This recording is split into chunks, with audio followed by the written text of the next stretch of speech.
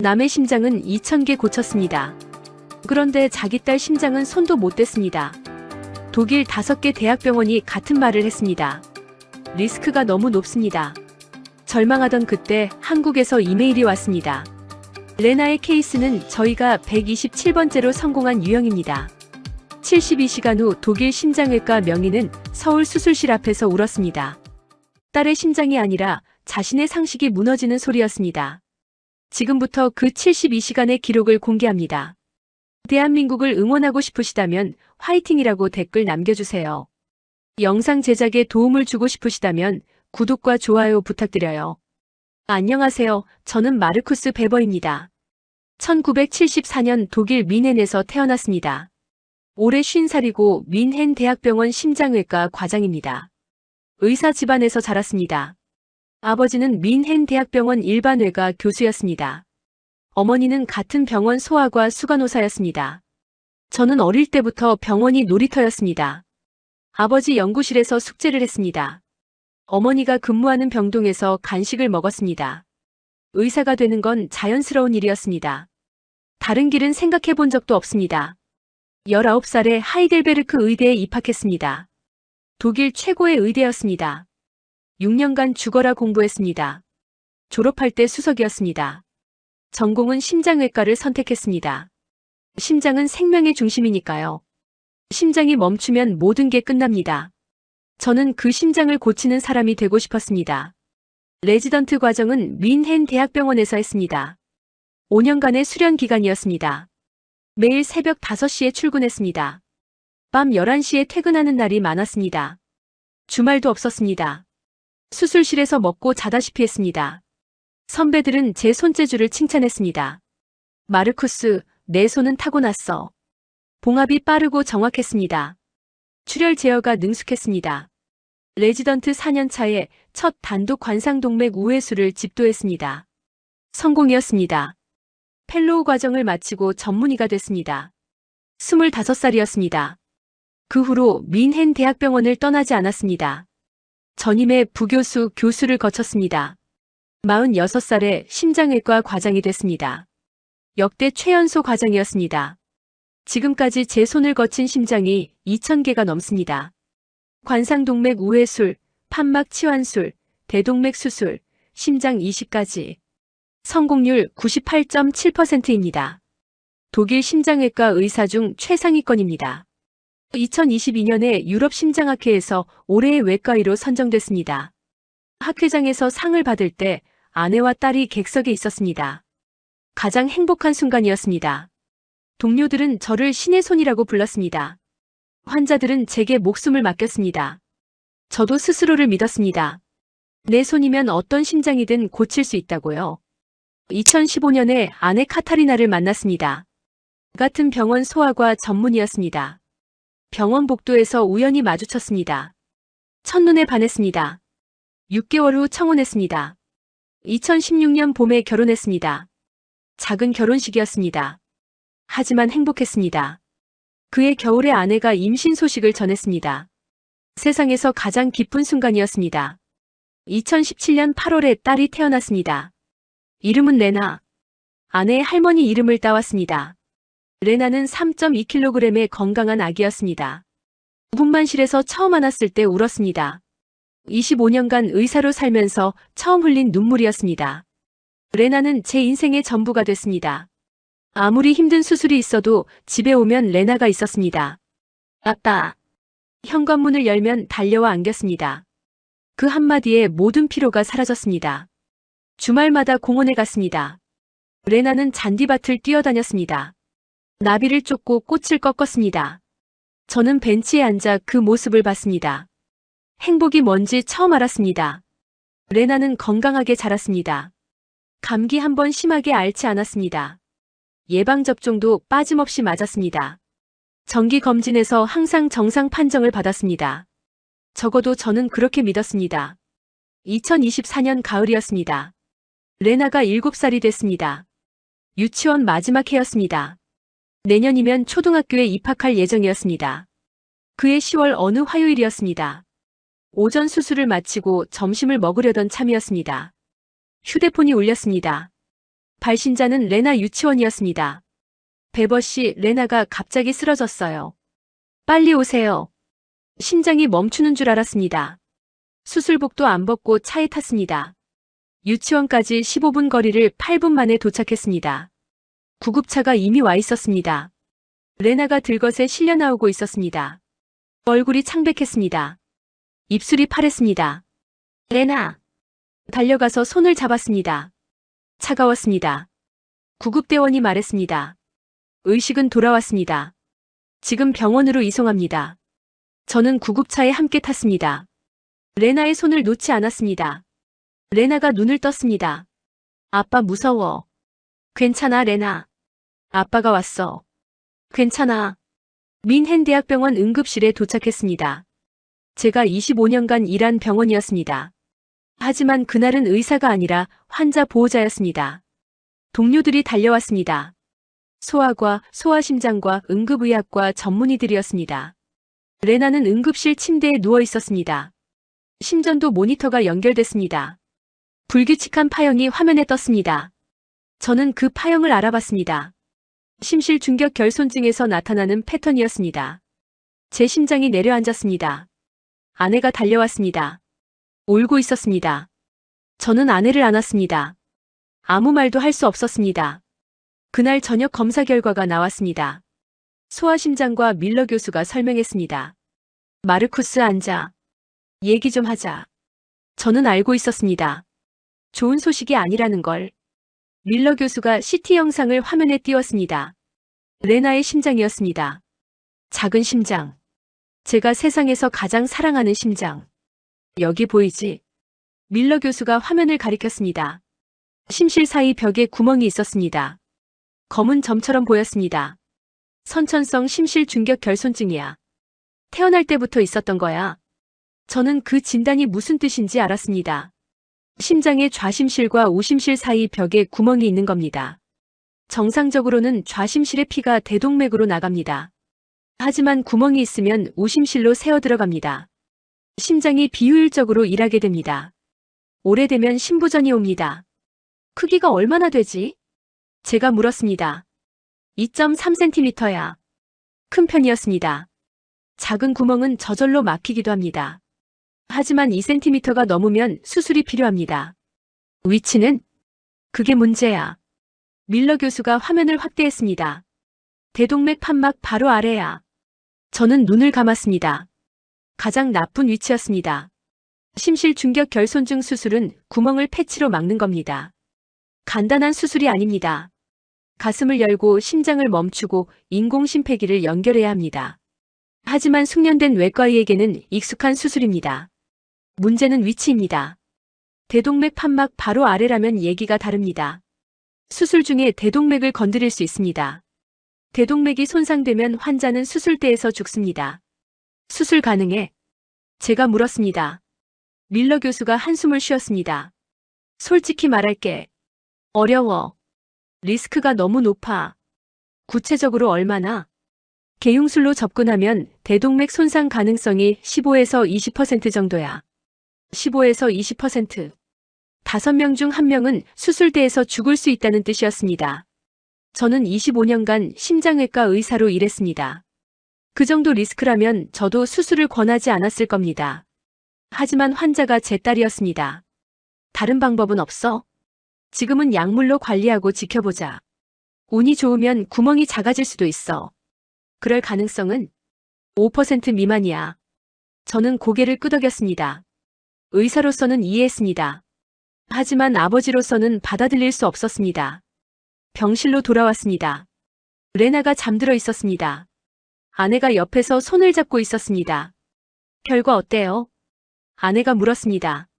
저는 아내를 데리고 복도로 나왔습니다. 사실대로 말했습니다. 아내가 울었습니다. 저도 울고 싶었지만 참았습니다. 누군가는 버텨야 했으니까요. 다른 병원에 가보자. 분명 방법이 있을 거야. 제가 말했습니다. 그날부터 독일 전역의 병원을 돌았습니다. 베를린 샤리테 병원. 독일에서 가장 큰 대학병원입니다. 심장외과 과장 한스 슈미트는 제 의대 동기였습니다. CT 영상을 보내고 전화했습니다. 마르쿠스 영상 봤어. 솔직히 말할게. 말해. 개용술로는 위험해. 대동맥 바로 옆이잖아. 우리도 못해. 수술 대기는 얼마나 돼? 지금 예약하면 8개월 후에나 가능해. 그것도 리스크를 감수한다는 전제로. 8개월. 레나의 심장이 8개월을 버틸 수 있을까요? 하이델베르크 대학병원에도 연락했습니다. 제가 졸업한 학교입니다. 심장외과 과장 베르너 교수는 제 스승이었습니다. 마르쿠스 유감이다. 우리도 이 위치는 꺼려. 선생님 방법이 없을까요? 미국 클리블랜드 클리닉에 문의해봐.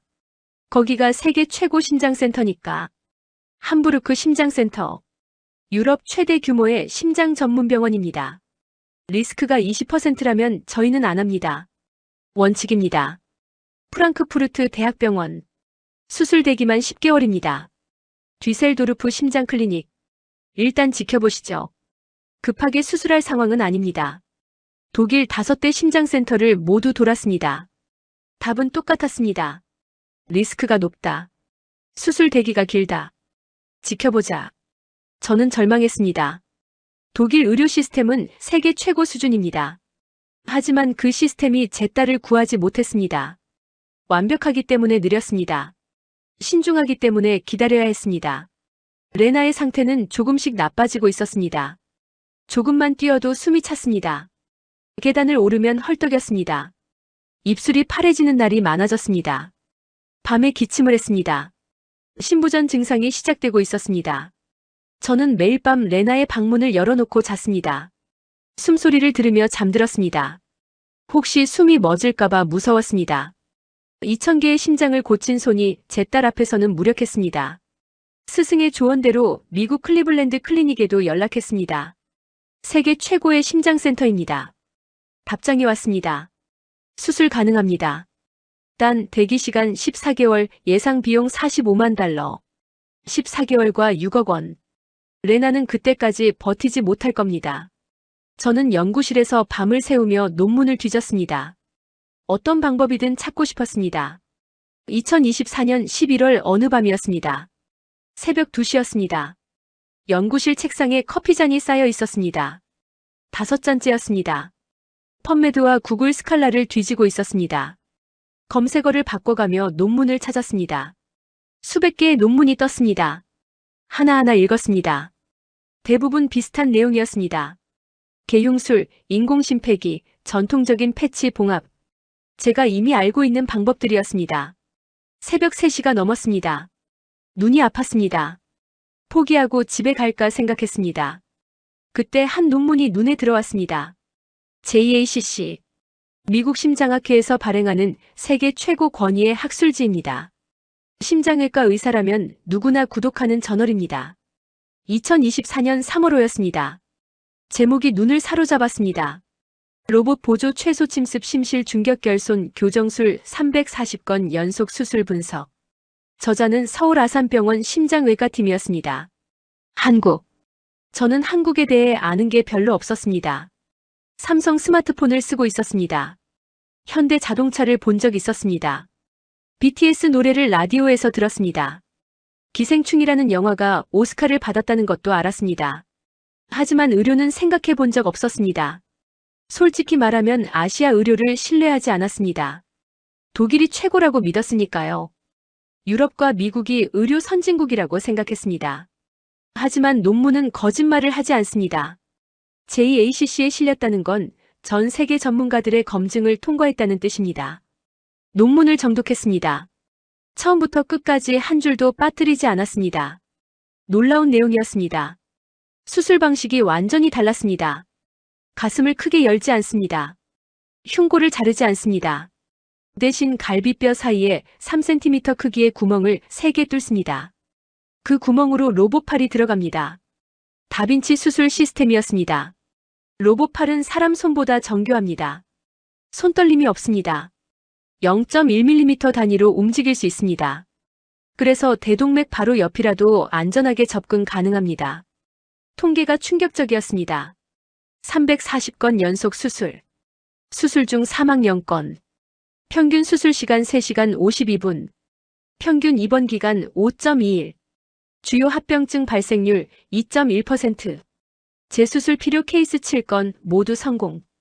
제가 25년간 본 심장 수술 통계 중 최고 수준이었습니다. 가장 놀라운 건 수술 부위였습니다. 막성부 심실 중격결손. 대동맥 판막 바로 아래 위치. 레나와 똑같은 위치였습니다. 독일에서 가장 위험하다고 했던 바로 그 위치를 340번이나 성공한 겁니다. 손이 떨렸습니다. 커피를 마시려는데 컵을 놓쳤습니다.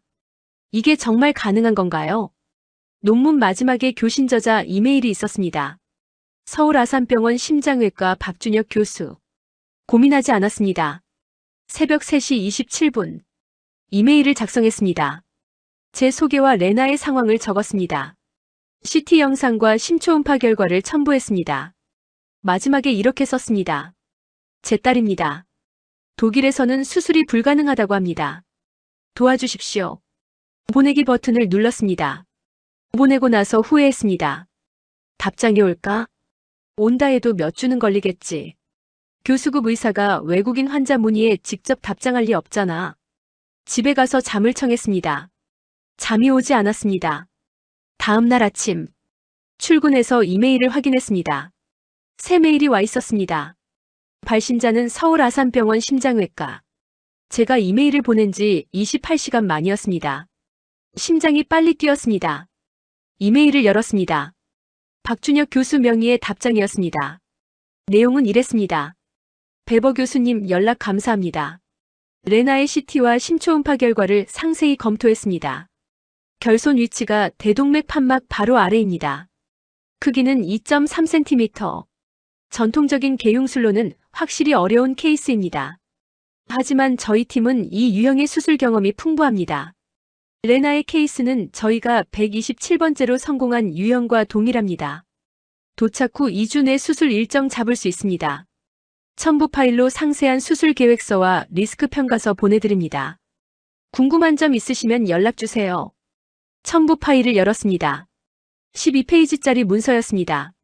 레나의 영상을 상세히 분석한 소견서였습니다.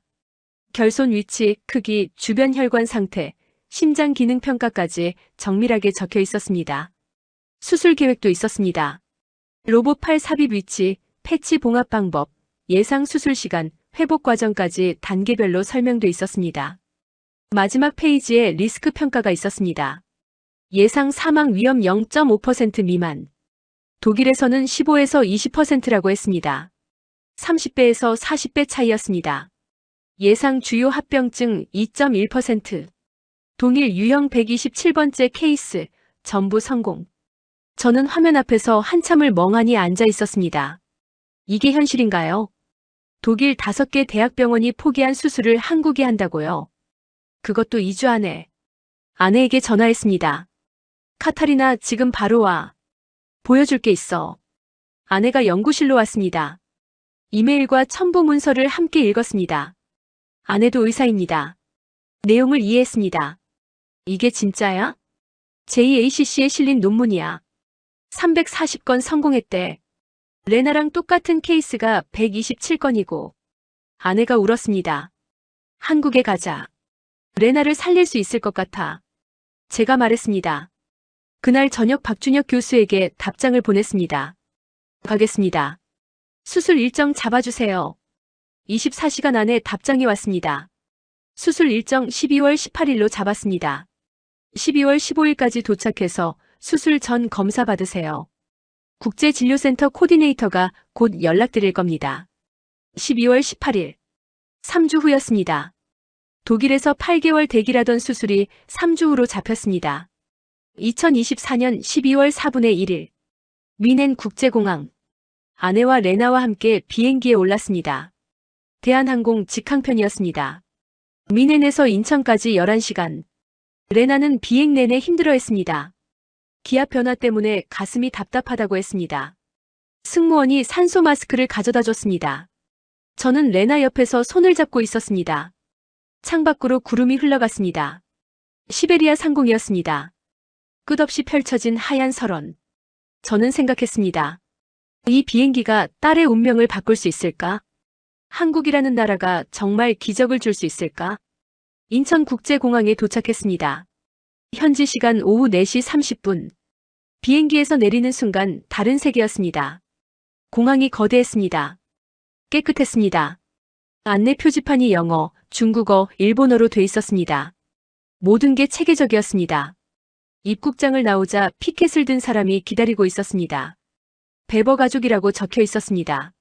서울 아산병원 국제진료센터 코디네이터였습니다. 30대 초반의 한국인 여성이었습니다. 이름은 김수진이었습니다. 영어가 완벽했습니다. 미국에서 유학했다고 했습니다. 베버 교수님 가족분들, 한국에 오신 걸 환영합니다. 차량 준비되어 있습니다. 공항 밖으로 나왔습니다. 검은색 승합차가 대기하고 있었습니다. 짐을 싣고 출발했습니다. 서울까지 약 50분이 걸렸습니다. 차 안에서 창밖을 봤습니다. 고속도로가 넓고 깨끗했습니다. 차들이 빠르게 달렸습니다. 하지만 질서가 있었습니다. 서울 시내에 들어섰습니다. 고층 빌딩이 빽빽했습니다. 네온 사인이 반짝였습니다. 사람들이 빠르게 움직였습니다. 독일과는 완전히 다른 분위기였습니다. 더 역동적이고 더 빠르고 더 에너지 넘쳤습니다. 레나가 창밖을 보며 말했습니다. 아빠, 여기 엄청 크다. 건물이 하늘까지 닿아. 저는 웃었습니다. 응, 레나. 여기가 서울이야. 서울 아산병원에 도착했습니다. 해가 지고 있었지만 병원은 환했습니다. 규모에 놀랐습니다. 건물이 여러 동으로 나뉘어 있었습니다. 본관, 신관, 심장병원, 암병원, 어린이병원. 하나의 도시 같았습니다. 김수진 코디네이터가 설명했습니다. 서울 아산병원은 하루 외래 환자 약 12,000명, 병상 2,700개 규모입니다. 한국에서 가장 큰 병원이에요. 하루 12,000명. 민헨대학병원은 하루 3,000명 정도입니다. 4배 규모였습니다. 국제진료센터로 안내받았습니다. 1층 로비 한쪽에 있었습니다. 접수 카운터가 호텔 프런트 같았습니다. 직원들이 영어로 인사했습니다. 아산병원에 오신 것을 환영합니다. 베버 교수님. 접수를 시작했습니다. 제 이름을 말하자마자 모든 정보가 화면에 떴습니다. 독일에서 보낸 영상, 소견서, 여권 정보, 보험 서류까지. 이미 다 입력돼 있었습니다. 서류 확인만 하시면 됩니다. 사인 3군데 부탁드려요. 5분 만에 접수가 끝났습니다. 독일에서 외국인 환자 등록에 반나절이 걸립니다. 서류 작성, 신분 확인, 보험 처리, 번역 대기. 한국은 달랐습니다. 모든 게 디지털화돼 있었습니다. 기다릴 필요가 없었습니다. 병실로 안내받았습니다. 심장병원동 12층이었습니다. 1인실이었습니다. 넓고 깨끗했습니다. 창문이 커서 서울 야경이 내려다 보였습니다. 침대 옆에 소파베드가 있었습니다. 보호자용이었습니다. 화장실에 비데가 있었습니다. TV는 50인치 이상이었고 넷플릭스가 연결돼 있었습니다. 냉장고에 음료가 준비돼 있었습니다. 호텔 스위트룸 같았습니다. 레나가 침대에 누우며 말했습니다. 아빠, 여기 병원이야? 진짜 예쁘다. 저도 같은 생각이었습니다. 민헨대학병원 1인실보다 훨씬 좋았습니다. 김수진 코디네이터가 일정을 설명했습니다. 내일 오전 9시에 박준혁 교수님 외래 예약입니다. 오후에 수술 전 검사가 있고요. 모레가 수술입니다. 수술 비용은 얼마입니까? 총 4,200만 원입니다. 유로로 약 29,000유로요. 수술비, 입원비, 검사비, 마취비 전부 포함입니다. 29,000유로. 독일에서 받은 견적은 25만 유로였습니다. 8분의 1도 안 되는 가격이었습니다. 미국 클리블랜드 클리닉은 45만 달러. 약 42만 유로였습니다. 4분의 1분의 1 가격이었습니다. 왜 이렇게 저렴한 겁니까? 김수진 코디네이터가 웃으며 답했습니다. 한국 의료 시스템이 효율적이에요. 그리고 경쟁이 치열해서 가격이 합리적으로 유지됩니다. 저는 고개를 끄덕였습니다. 아직 믿기지 않았습니다. 가격이 싸면 품질도 낮을 거라고 생각하는 게 유럽인의 편견입니다. 하지만 JACC 논문의 통계가 떠올랐습니다. 340건 사망률 0%. 숫자는 거짓말을 하지 않습니다. 다음 날 오전 9시. 심장병원 2층 외래로 갔습니다. 대기실에 환자가 많았습니다. 번호표를 뽑지 않았습니다. 예약 시간에 맞춰 바로 호출됐습니다. 대기 시간 5분. 독일에서 교수급 의사를 만나려면 최소 2시간은 기다립니다. 예약이 있어도 밀리기 때문입니다. 한국은 달랐습니다. 시간 약속이 정확했습니다. 진료실 문이 열렸습니다. 박준혁 교수가 직접 문 앞까지 나왔습니다. 배버 교수님, 어서 오세요. 멀리서 오셨습니다. 첫인상이 좋았습니다. 50대 초반으로 보였습니다. 키가 크고 체격이 좋았습니다. 눈이 날카로웠지만 인상은 부드러웠습니다. 영어가 완벽했습니다. 미국 억양이었습니다. 나중에 안사실인데 존스 홉킨스에서 펠로우를 했다고 합니다. 박 교수가 레나에게 먼저 인사했습니다. 무릎을 꿇고 눈높이를 맞췄습니다. 레나 반가워. 아저씨가 박준혁이야. 내 심장 고쳐줄 사람이야. 레나가 수줍게 웃었습니다. 아저씨 의사예요? 응, 심장 의사야. 레나 심장에 작은 구멍이 있는데 아저씨가 막아줄게. 안 아파. 자고 일어나면 끝나 있을 거야. 레나가 고개를 끄덕였습니다. 박 교수가 사탕을 하나 줬습니다. 이거 먹고 힘내. 용감한 아이네. 저는 그 모습을 보며 생각했습니다. 환자를 대하는 태도가 좋았습니다. 특히 어린 환자에게 눈높이를 맞추는 건 쉽지 않습니다. 독일에서는 교수급 의사가 환자에게 사탕을 주는 모습을 본 적이 없습니다. 진료실에 들어갔습니다. 대형 모니터가 2대 있었습니다. 한 대에는 레나의 CT 영상이 떠 있었습니다. 다른 한 대에는 3D로 재구성된 심장 모델이 있었습니다. 박 교수가 영상을 가리키며 설명했습니다. 여기 보이시죠? 결손 위치가 대동맥 판막 바로 아래입니다. 예, 그래서 독일에서 거부당했습니다. 이해합니다. 개용술로는 접근이 어렵습니다. 대동맥을 건드릴 위험이 있으니까요. 교수님은 어떻게 접근하십니까? 박 교수가 다른 화면을 열었습니다. 수술 영상이었습니다. 화질이 선명했습니다. 4K 해상도였습니다. 로봇팔이 작은 구멍으로 들어갔습니다. 심장 표면을 지나 심실 안으로 들어갔습니다. 결손 부위가 보였습니다. 검은 구멍이었습니다. 로봇팔이 패치를 들고 접근했습니다. 대동맥 바로 옆을 0.1mm 단위로 피해갔습니다. 사람 손으로는 불가능한 정밀함이었습니다. 패치가 구멍 위에 놓였습니다. 봉합이 시작됐습니다. 한 땀 한 땀 정교하게. 2분 만에 봉합이 완료됐습니다. 로봇은 손떨림이 없습니다. 0.1mm 단위로 움직일 수 있어요. 그래서 대동맥 바로 옆이라도 안전하게 접근 가능합니다. 저는 질문했습니다. 340건 중 실패한 케이스는요? 수술 중 사망은 0건입니다. 재수술이 필요했던 경우가 7건 있었습니다. 모두 경미한 잔여 결손이었고 2차 수술로 완벽하게 교정됐습니다. 레나의 케이스는 난이도가 어느 정도입니까? 저희 분류 기준으로 상위 30% 정도입니다. 어렵지만 저희 팀에게는 익숙한 유형입니다. 127번째 케이스라고 하셨죠? 예. 동일한 위치, 유사한 크기의 결손을 127번 수술했습니다. 전부 성공했습니다. 127번. 같은 수술을 127번 성공했다는 뜻이었습니다. 경험이 주는 자신감이었습니다. 수술 시간은요? 4시간 내외로 예상합니다. 저희 평균이 3시간 52분입니다. 회복 기간은요? 수술 후 하루는 중환자실에서 모니터링합니다. 문제가 없으면 다음날 일반 병동으로 옮깁니다. 보통 5일에서 7일이면 퇴원 가능합니다.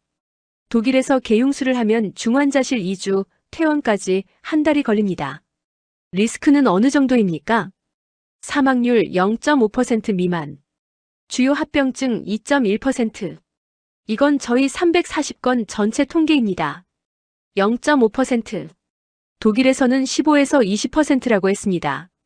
30배 차이였습니다. 저는 마지막 질문을 했습니다. 왜 이렇게 빠르고 정확한 겁니까? 솔직히 말씀해 주십시오. 박 교수가 잠시 생각했습니다. 의자에 등을 기대며 말했습니다. 경험입니다, 배버 교수님.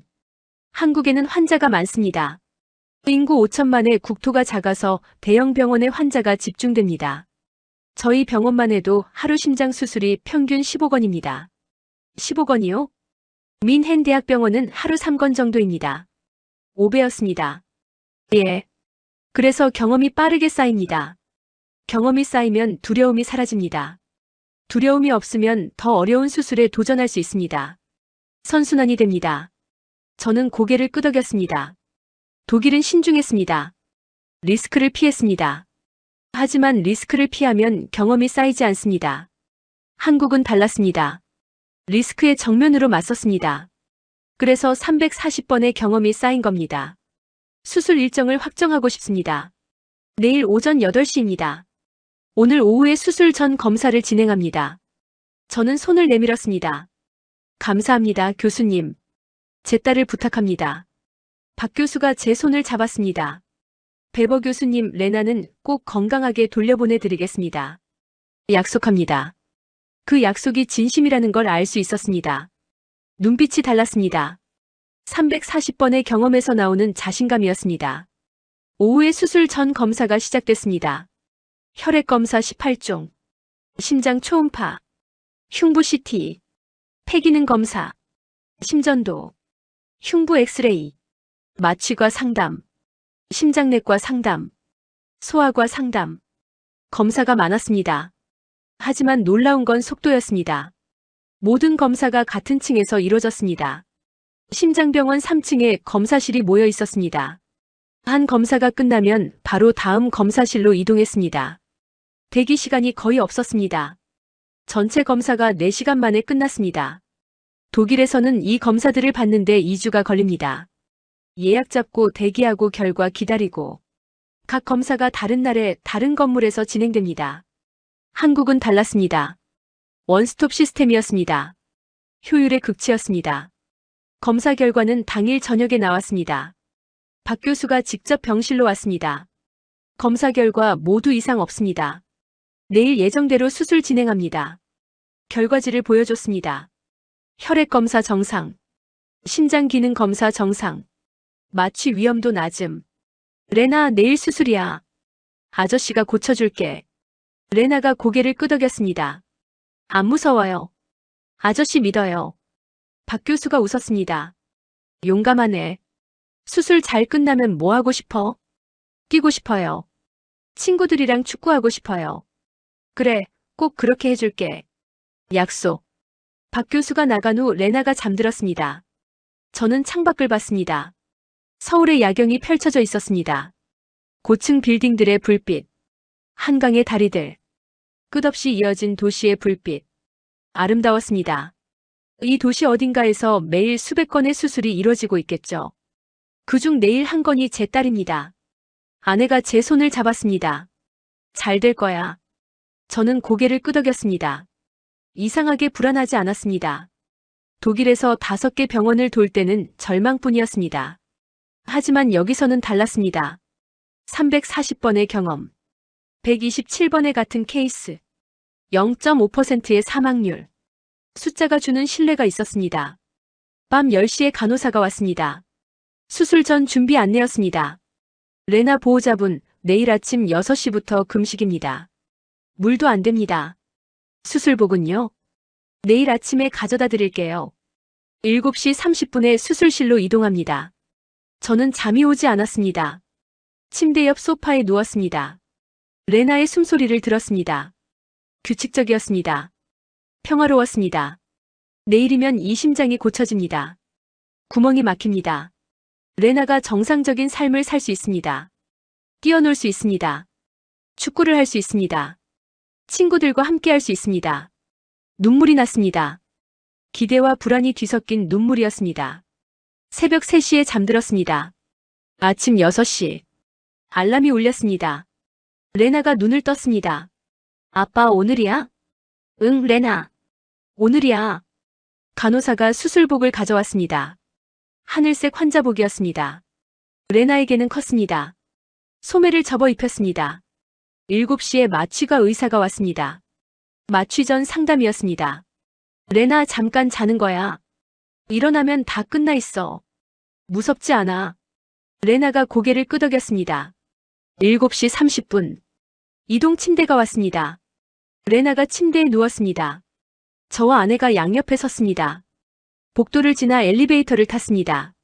수술실이 있는 층으로 내려갔습니다. 수술실 앞이었습니다. 대형 자동문이 있었습니다. 수술실 입장이라고 적혀 있었습니다. 레나가 제 손을 잡았습니다. 아빠, 나 자고 일어나면 되는 거지? 응, 레나. 자고 일어나면 다 끝나 있어. 아빠가 여기서 기다릴게. 엄마도 기다려. 걱정 마. 레나가 웃었습니다. 알았어. 다녀올게. 7살 아이의 용기였습니다. 저는 그 용기 앞에서 울컥했습니다. 자동문이 열렸습니다. 레나가 침대에 실려 들어갔습니다. 문이 닫혔습니다. 저는 그 자리에 한참 서 있었습니다. 아내가 제 팔을 잡았습니다. 대기실 가자. 대기실로 갔습니다. 넓은 공간이었습니다. 소파가 여러 개 있었습니다. TV에서 뉴스가 나오고 있었습니다. 다른 보호자들도 있었습니다. 모두 불안한 표정이었습니다. 저도 마찬가지였습니다. 시계를 봤습니다. 8시 정각.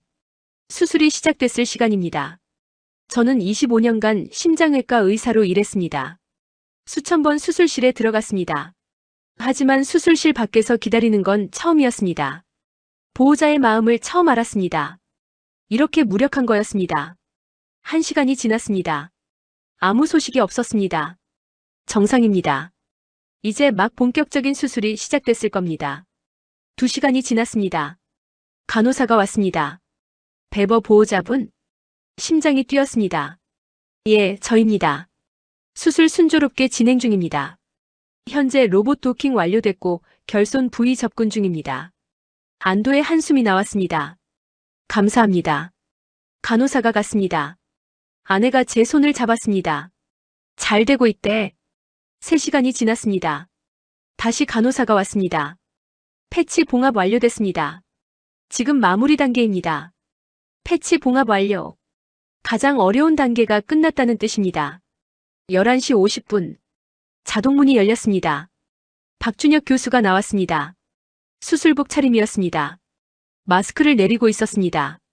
표정을 읽으려 했습니다. 웃고 있었습니다. 베버 교수님. 저는 벌떡 일어났습니다. 성공입니다. 레나 심장 구멍 완벽하게 막았습니다. 4시간 10분. 성공. 그 말을 듣는 순간 무릎이 꺾였습니다. 바닥에 주저앉았습니다. 울었습니다. 25년간 의사로 살면서 수술실에서 울어본 적 없습니다. 하지만 그날은 대기실 바닥에서 엉엉 울었습니다. 아내도 울었습니다. 서로 껴안고 한참을 울었습니다. 박 교수가 제 어깨를 잡았습니다. 베버 교수님, 레나는 이제 정상입니다. 구멍이 완전히 막혔습니다. 걱정 안 하셔도 됩니다. 저는 박 교수의 손을 잡았습니다. 놓을 수가 없었습니다. 감사합니다. 정말 감사합니다. 교수님. 박 교수가 웃었습니다. 당연히 해야 할 일을 했을 뿐입니다. 수술 영상을 나중에 봤습니다. 박 교수가 USB에 담아줬습니다. 4시간의 기록이었습니다. 로봇팔이 3cm 구멍으로 들어갔습니다. 심장 표면을 따라 이동했습니다. 오심방을 열고 심실 중격에 접근했습니다. 2.3cm의 구멍이 선명하게 보였습니다. 대동맥 판막이 바로 위에 있었습니다. 1cm도 안 되는 거리였습니다. 로봇팔이 패치를 들고 접근했습니다. 대동맥을 피해 0.1mm 단위로 움직였습니다. 사람 손으로는 절대 불가능한 정밀함이었습니다.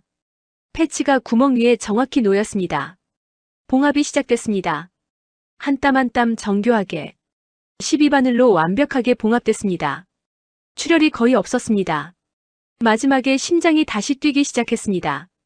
규칙적인 박동이었습니다. 정상적인 심장이었습니다. 저는 그 영상을 보면서 또 울었습니다. 의사로서 감탄했습니다. 아버지로서 감사했습니다. 수술 당일 저녁. 레나가 중환자실에서 눈을 떴습니다. 마취에서 깨어난 겁니다. 면회 시간에 들어갔습니다. 레나가 저를 봤습니다. 아빠. 목소리가 작았습니다. 기관 삽관 때문에 목이 아픈 모양이었습니다. 레나, 수술 끝났어. 성공했어. 레나가 희미하게 웃었습니다. 나 이제 뛸 수 있어? 눈물이 또 났습니다. 응, 레나. 이제 뛸 수 있어. 수술 다음 날. 레나가 일반 병동으로 옮겼습니다. 중환자실에서 하루 만에 나온 겁니다. 독일에서 개용수를 하면 중환자실에서 최소 5일을 보냅니다. 레나의 가슴을 봤습니다. 작은 반창고 3개만 붙어 있었습니다. 3cm 크기의 흉터 3개. 그게 전부였습니다.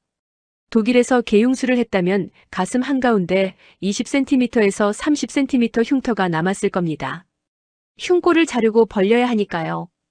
레나는 평생 그 흉터를 안고 살아야 했을 겁니다. 수영복을 입을 때마다, 거울을 볼 때마다. 하지만 3cm 흉터 3개는 거의 보이지 않습니다. 1년 지나면 흐려질 겁니다. 수술 3일차. 레나가 병실 복도를 걸었습니다. 간호사가 옆에서 부축했습니다. 하지만 레나는 혼자 걸으려고 했습니다. 나 혼자 할 수 있어요. 한 발 한 발. 천천히 걸었습니다. 숨이 차지 않았습니다. 입술이 파랗지 않았습니다. 복도 끝까지 갔다가 돌아왔습니다. 50m 정도 거리였습니다. 수술 전 같았으면 10m도 못 걸었을 겁니다. 간호사들이 박수를 쳤습니다. 레나 잘했어. 대단하다. 레나가 웃었습니다. 환하게 웃었습니다. 저는 그 웃음을 영상으로 찍었습니다. 평생 간직할 영상입니다. 수술 5일차. 레나가 병원 1층 정원에 나갔습니다. 휠체어 없이 걸어서요. 12월에 서울은 추웠습니다. 하지만 햇살이 따뜻했습니다. 레나가 벤치에 앉았습니다. 아빠 여기 좋다. 응, 좋지. 한국 좋아. 나 여기 또 오고 싶어.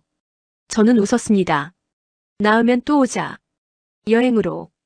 수술 7일차. 퇴원 날이었습니다. 아침에 박준혁 교수가 마지막 진료를 했습니다. 심장 초음파를 봤습니다. 완벽합니다. 구멍이 완전히 막혔어요. 누출 없습니다. 심전도도 정상이었습니다. 레나는 이제 건강한 아이입니다. 정상 생활 가능해요. 운동도 할 수 있습니다. 저는 물었습니다. 주의할 점은요? 없습니다. 평범하게 살면 됩니다. 3개월 후에 독일에서 정기 검진 한 번 받으시고 결과 보내주세요. 그게 전부입니까? 그게 전부입니다. 저는 박 교수에게 손을 내밀었습니다. 교수님 진심으로 감사드립니다. 제 딸에게 새 생명을 주셨습니다. 박 교수가 제 손을 잡았습니다. 베버 교수님 의사로서 당연히 해야 할 일을 했을 뿐입니다. 레나가 건강하게 자라는 게 제일 큰 보답입니다. 저는 마지막 질문을 했습니다. 교수님, 제가 의사로서 한 가지 여쭤봐도 될까요? 물론이죠. 어떻게 이런 경지에 오르셨습니까? 340건의 경험은 어떻게 쌓으셨습니까? 박 교수가 잠시 생각했습니다. 창밖을 보며 말했습니다. 운이 좋았습니다. 한국에는 환자가 많으니까요. 그리고 저희 선배들이 길을 닦아주셨습니다. 10년 전만 해도 이 수술은 한국에서도 어려웠어요. 선배들이 시행착오를 겪으며 기술을 발전시켰습니다. 저는 그 위에 올라선 것뿐입니다. 겸손한 대답이었습니다.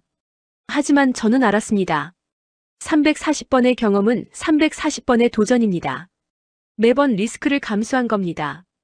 독일은 리스크를 피했습니다. 신중하고 안전한 선택이었습니다. 하지만 한국은 리스크에 맞섰습니다. 환자를 위해 도전했습니다. 그 차이가 340번의 경험을 만들었습니다. 병원을 나서기 전 김수진 코디네이터가 선물을 줬습니다. 한국 전통 복주머니였습니다. 빨간색과 금색 실로 짜여 있었습니다. 행운을 빈다는 뜻이에요.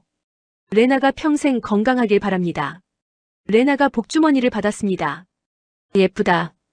고마워요. 병원 로비를 나왔습니다. 12월의 서울. 차가운 바람이 불었습니다. 하지만 가슴이 따뜻했습니다. 퇴원 후 서울에서 3일을 더 보냈습니다. 레나의 컨디션을 보면서 관광을 했습니다. 경복궁에 갔습니다. 조선 왕조의 궁궐이었습니다. 레나가 뛰어다녔습니다. 경회로 앞에서 사진을 찍었습니다. 숨이 차지 않았습니다. 명동에서 쇼핑했습니다. 한국 화장품을 샀습니다. 아내가 좋아했습니다. 레나는 BT21 인형을 샀습니다. 이거 귀여워. 한강공원에도 갔습니다. 12월이라 추웠지만 산책했습니다. 레나가 제 손을 잡고 걸었습니다. 아빠, 나 이제 진짜 뛸 수 있어? 응, 진짜 뛸 수 있어. 그럼 축구도. 레나가 웃었습니다. 뛰기 시작했습니다. 한강변을 따라 뛰었습니다. 저는 뒤에서 영상을 찍었습니다. 레나가 뛰는 모습, 숨이 차지 않는 모습, 입술이 파랗지 않은 모습. 7년간 꿈꾸던 장면이었습니다. 눈물이 났습니다. 기쁨의 눈물이었습니다. 인천공항에서 비행기를 탔습니다. 미넨으로 돌아가는 비행기였습니다. 창밖으로 서울이 작아졌습니다. 한강이 보였습니다. 빌딩 숲이 보였습니다. 그 도시 어딘가에 서울 아산병원이 있습니다. 제 딸의 심장을 고친 곳, 기적이 일어난 곳. 저는 창문에 손을 댔습니다. 고마워요, 서울. 고마워요, 한국. 독일에 돌아왔습니다. 미넨 공항에 동료들이 마중 나왔습니다. 한스가 물었습니다. 어땠어? 한국이 정말 그렇게 좋아? 저는 대답했습니다. 좋은 정도가 아니야. 우리가 몰랐을 뿐이야. 세계 최고 수준이야. 한스가 놀랐습니다. 그 정도야? 340건 연속 성공, 사망률 0%. 이건 통계야. 직접 봤어. 수술 3개월 후. 레나가 축구를 시작했습니다. 학교 체육 시간에 처음으로 뛰었습니다. 친구들과 공을 찼습니다. 골을 넣었습니다. 담임 선생님이 전화했습니다. 베버 씨, 레나가 오늘 체육 시간에 골을 넣었어요. 정말 기뻐 보였어요. 저는 수술실에서 나와 복도에서 울었습니다. 제 딸이 골을 넣었습니다. 평생 못할 줄 알았던 일을요. 지금 레나는 8살입니다. 매일 학교에 갑니다. 친구들과 뛰어놉니다. 축구팀에 들어갔습니다. 미드필더입니다. 주말마다 경기가 있습니다. 저는 응원을 갑니다. 레나가 운동장을 뛰는 모습을 봅니다. 매번 감사합니다. 한국에 감사합니다. 박준혁 교수님께 감사합니다. 서울 아산병원에 감사합니다. 레나의 가슴에는 작은 흉터 3개가 있습니다. 거의 보이지 않습니다. 레나는 그 흉터를 친구들에게 자랑합니다. 이거 한국에서 받은 거야. 로봇이 내 심장 고쳤어. 친구들이 신기해합니다. 로봇이? 진짜? 응, 진짜야. 한국 의사 선생님이 로봇으로 수술했어. 엄청 잘해. 저는 가끔 서울을 생각합니다. 그 빠른 도시, 그 효율적인 시스템, 그 340번의 경험, 그리고 제 딸의 새 심장. 저도 변했습니다. 더 용감한 의사가 되려고 합니다. 리스크를 피하지 않으려 합니다. 한국에서 배웠습니다. 리스크를 피하면 경험이 쌓이지 않습니다. 경험이 없으면 기적도 없습니다. 내년에 서울을 다시 방문할 계획입니다. 레나의 1년 검진 겸 여행입니다. 레나가 기대하고 있습니다. 아빠, 한국 또 가? 나 불고기 먹고 싶어. 저도 기대하고 있습니다. 박준혁 교수를 다시 만나고 싶습니다. 감사 인사를 제대로 드리고 싶습니다. 저는 마르쿠스 베버입니다. 독일 심장외과 의사입니다. 25년간 2,000개의 심장을 고쳤습니다. 하지만 제 딸의 심장은 한국이 고쳤습니다. 340번의 경험이 만든 기적이었습니다. 그리고 이건 제 딸 레나가 다시 태어난 이야기입니다. 서울에서, 대한민국에서. 감사합니다. 지금까지 시청해주셔서 감사합니다.